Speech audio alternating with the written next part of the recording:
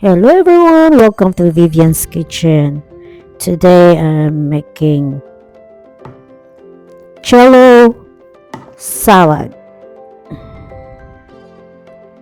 Let's get started. 20 ounce crushed pineapple.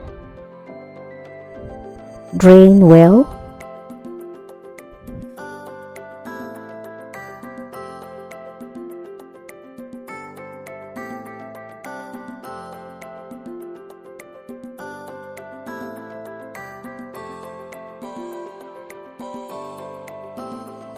Next, 16 ounce cottage cheese.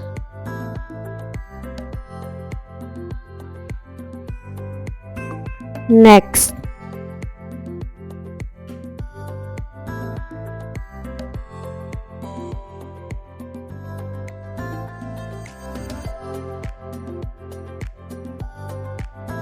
eight ounce whipped cream.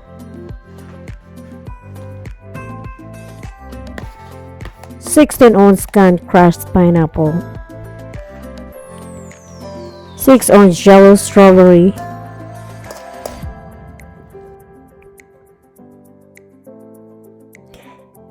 Mix well.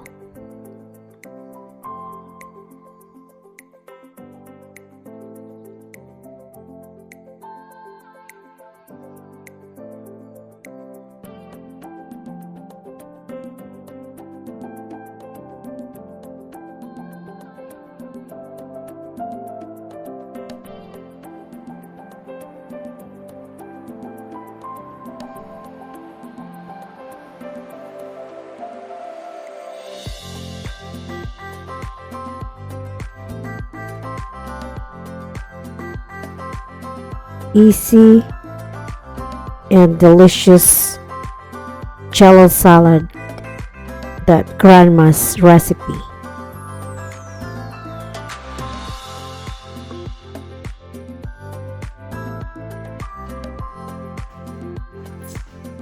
Thank you for watching, guys. See you next video.